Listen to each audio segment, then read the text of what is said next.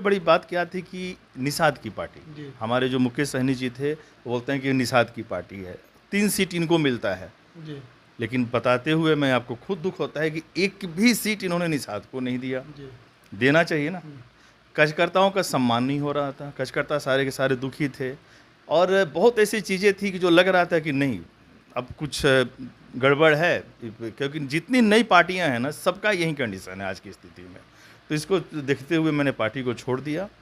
हमारे साथ ऋतुराज पांडे जी हैं जो वर्तमान में बीजेपी के नेता हैं, लेकिन आज से कुछ दिन पहले विकासशील इंसान पार्टी यानी कि मुकेश सहनी के पार्टी के राष्ट्रीय उपाध्यक्ष थे। क्या लग रहा है ऋतुराज पांडे जी मुकेश सहनी का पार्टी छोड़ दिए और बीजेपी ज्वाइन कर लिए? जहाँ तक पार्टी छोड़ने की बात आप बता रहे हैं तो जी। पार्टी हम ज्वाइन किए थे छोड़ने के लिए नहीं। जी। इच्छाएं थी कि हम कदम से कदम और कंधा से कंधा मिलाकर लंबा सफ़र तय करेंगे, लेकिन कुछ ऐसी बातें हुई, विचारों का जो था आदान प्रदान सही नहीं निकला। पार्टी का जो सोच था वो कहीं मुझे लगा कि नहीं ये परफेक्ट नहीं है, क्योंकि देखिए सबसे बड़ी बात क्या थी कि निषाद की पार्टी, जी। हमारे जो मुकेश सहनी जी थे वो बोलते हैं कि निषाद की पार्टी है, 3 सीट इनको मिलता है। जी। लेकिन बताते हुए मैं आपको खुद दुख होता है कि एक भी सीट इन्होंने निषाद को नहीं दिया। जी। देना चाहिए ना। कार्यकर्ताओं का सम्मान नहीं हो रहा था, कार्यकर्ता सारे के सारे दुखी थे और बहुत ऐसी चीज़ें थी कि जो लग रहा था कि नहीं अब कुछ गड़बड़ है, क्योंकि जितनी नई पार्टियां हैं ना सबका यही कंडीशन है आज की स्थिति में। तो इसको देखते हुए मैंने पार्टी को छोड़ दिया। छोड़ने के कुछ दिन के बाद ही बीजेपी, मेरे लिए सौभाग्य की बात है कि हमारे माननीय संसद पूर्व मंत्री राधा मोहन सिंह जी का मेरे पास फ़ोन आया कि ऋतुराज जी हम चाहते हैं कि आप बीजेपी ज्वाइन करें। तो मेरे लिए बहुत खुशी की बात थी कि ठीक है, मैं आया पार्टी यहीं अपने कल्याणपुर सिनेमा हॉल में ही वो आए थे और अच्छे ढंग से ज्वाइन किया। और जब से ज्वाइन किया हूँ तब से मोदी जी का परिवार बना हूँ, भाजपा का परिवार बना हूँ और रात दिन एक करके लगा हूँ। अपना काम हम लोग का चल रहा है, जैसे भी हो अब की बार जो लक्ष्य है उस लक्ष्य मोदी जी के लक्ष्य को पूरा करना है। अच्छा, पहले आप वीआईपी पार्टी में थे, अब बीजेपी में है। दोनों पार्टी के बीच में परिवर्तन किस तरीके से आप देख रहे हैं? देखिए ये बहुत बड़ी पार्टी है। जी।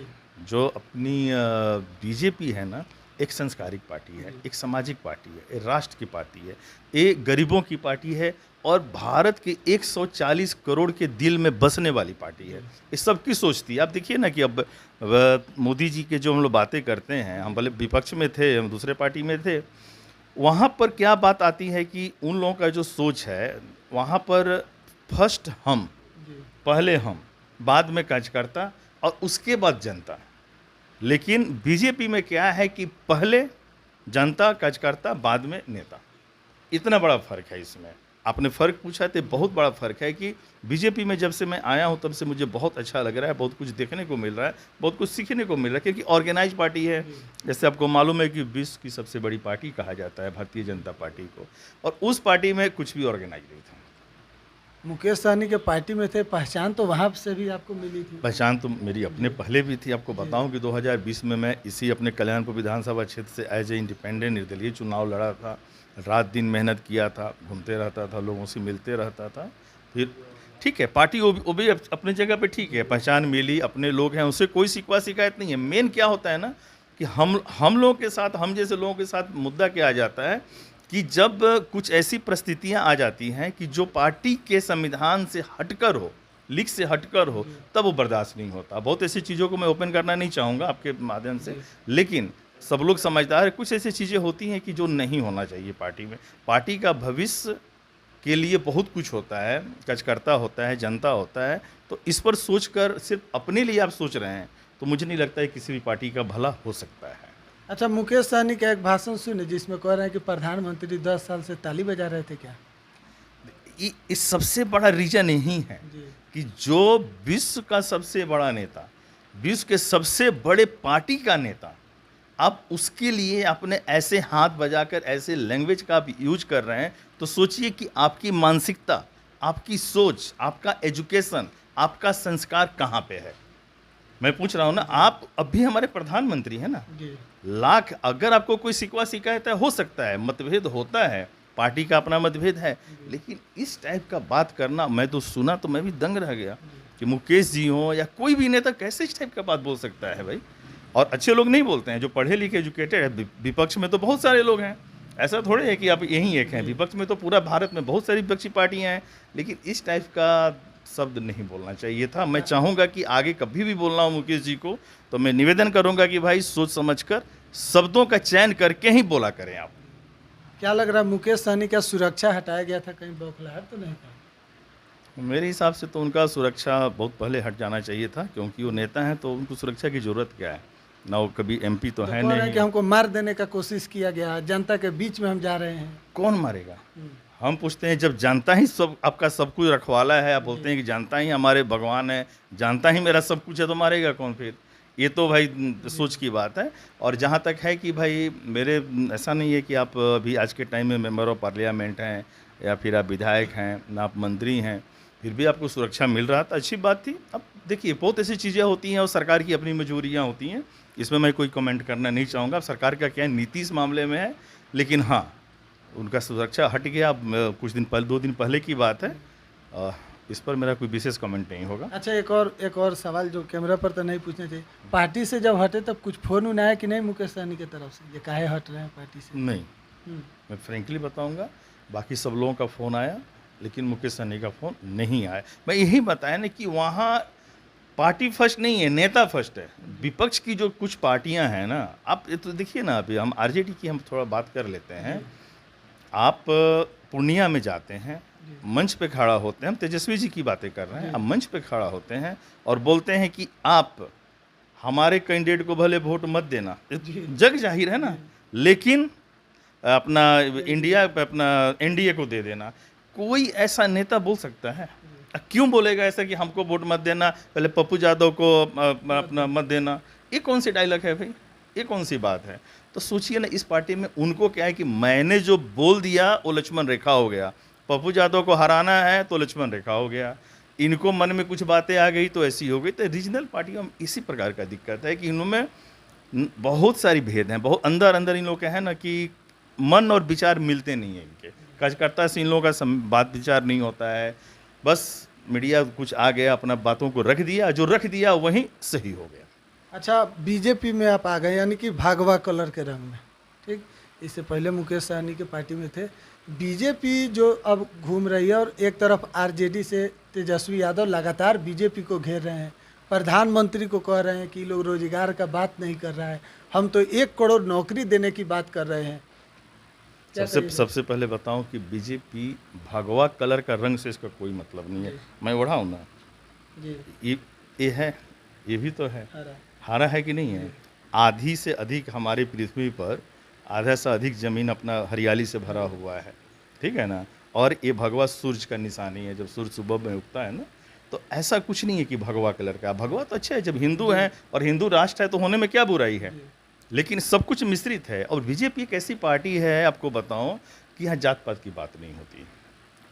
कोई भी नेता, आप मोदी जी से कभी आपने सुना है जात पात की बात? वो बोलते हैं विदेशियों के लिए, जो विदेश से आकर हमारे देश में बसे हुए हैं। कुछ हमारे कानून जो गलत बन गए हैं, उस वक्त जब इमरजेंसी हुआ था तब इंदिरा जी ने कुछ, जितने हमारे आउटसाइडर लोग आए थे, जो विदेशों से लोग रहने यहाँ पर आते थे, उस सबको उन्होंने मान्यता दे दिया कि आज के बाद आप भारत के नागरिक हो गए।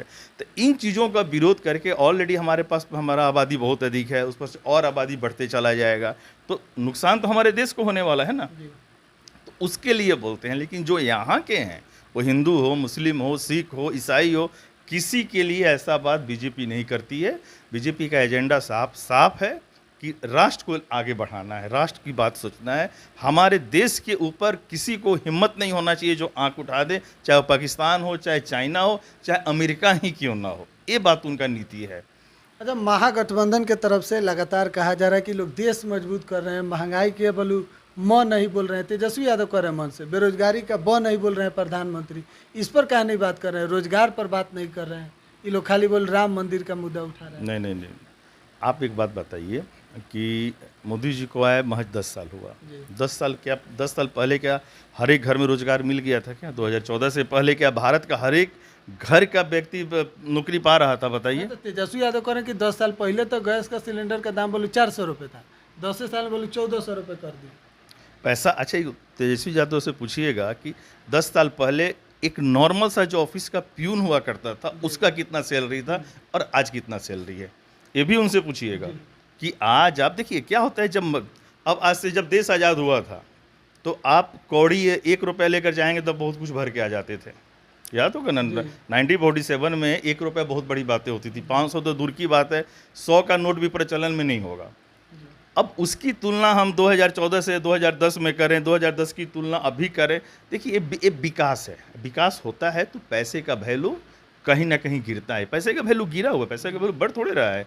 जो गैस का सिलेंडर है तो सैलरी भी तो सबका बढ़ रहा है। आज आपको मोबाइल का चार्ज कराने में आपको कितना आसान लगता है, मॉल में घूमने जाते हैं 100 200 500 रुपये खर्चा करते हैं कि नहीं करते हैं। तो गैस का सिलेंडर है, पेट्रोल, ये इशू कोई भी इशू नहीं है महंगाई का। जहाँ तक आप बता रहे हैं नौकरी की बात है, बहुत अच्छा नौकरी मिल रहा है। जो नौकरी ले रहे हैं उनसे जाकर पूछिए, हर एक विभाग में नौकरी मिल रहा है। तेजस्वी जी का अपना है, प्रधानमंत्री अगर बीजेपी आ जाएगी तो संविधान खतरे में आ जाएगा, बीजेपी आ जाएगी तो फलना हो जाएगा। इस सब करने वाले आपके पास कोई मुद्दा नहीं है लोगों को कहने के लिए। आप विपक्ष के पास कोई मुद्दा नहीं है कि अच्छे को बताइए संविधान कभी खतरे में जा सकता है क्या? और अगर संविधान बदल दिया जाए कभी हो सकता है, एक पूछा जाए, एक कभी पॉसिबल है? कौन आदमी चाहेगा भाई? जो मेरा संविधान लिखा जा चुका है उसको ये लोग जनता को भ्रमित कर रहे हैं, लेकिन जनता बहुत चालाक है। इन चीज़ों से जनता भ्रमित नहीं होने वाली है। जनता जानती है कि आपके पास कोई मुद्दा नहीं है, आप बिना मुद्दा की बातें कर रहे हैं। प्रधानमंत्री को कोई कभी कुछ गाली देता है, कभी मोदी जी को कुछ बोल देता है। अरे भाई तुम मुद्दा की बात करो, मुद्दा के साथ चलो। बहुत मोदी जी का जो कंपैरिजन है, आप भारत में आज के टाइम में कोई भी नेता नहीं है जो कर सके। महागठबंधन वाले तो लगातार कह रहे हैं मोदी जी को कि कहे थे कि साल में 2 करोड़ रोजगार देंगे, रोजगार कहाँ दे रहे हैं? महंगाई कहे थे नहीं बढ़ेगा, महंगाई इतना ज़्यादा बढ़ गया। पर तेजस्वी यादव तो इतना कह रहे हैं कि जिस समय सिलेंडर का दाम थोड़ा सा बढ़ा था कांग्रेस के समय में, तो ये लोग कह रहे थे कि महंगाई बोलो डाइन है, बोलो भौजाई लग रहा है। आप जब हम बढ़ाए थे, जब कांग्रेस अपना बीजेपी ने और हमारी पार्टी ने, बीजेपी पार्टी ने उस वक्त जब हड़ताल किया था, यही कहना चाह रहे हैं ना, आप आइए ना, कीजिए ना। अगर आपको लग रहा है कि ये रियल में महंगाई है तो आप आइए ना, मीडिया के सामने आप चिल्लाने से क्या होता है? आइए रोड पे निकलिए, जुलूस निकालिए, आपको पता चलेगा कि क्या हकीकत है, जनता आपके साथ कितनी है। महंगाई सिर्फ नहीं बढ़ा है, महंगाई के साथ साथ विकास भी हो रहा है। आप आज से 14 से पहले आपके घर में 24 घंटे बिजली का आप सुख भोगते थे। यहाँ से हम मोतिहारी की बात कर रहे हैं, मोतिहारी से पटना जाने में आपको कितना दिक्कत होता था? क्या हाईवे था आपके पास? इस 6-7 लाइन था? नहीं ना था। आप 3 मिनट में पहुँच जाते हैं। एक जो डबल ट्रैक ट्रेन है, डबल पटरी था? नहीं था ना। आज आप कितने देर में, 3 घंटा में, सुबह 5:30 बजे आप बैठते हैं और 9 साढ़े 9 बजे आप पटना पहुँच रहे हैं। इस सुविधा कहाँ से आएगा? घर में जब छोटा सा आप घर को सजाते हैं, टीवी लगाते हैं, तो आपका बजट बिगड़ जाता है। तो ये देश है ना, देश में अगर सुविधाएं हमको मिल रही है, हमको हर एक चीज़ की सुविधाएं मिल रही है, तो थोड़ा थोड़ा बजट तो बढ़ेगा। इसमें कोई बुरा मानने की बात नहीं है, इसमें और कॉर्पोरेशन करना चाहिए।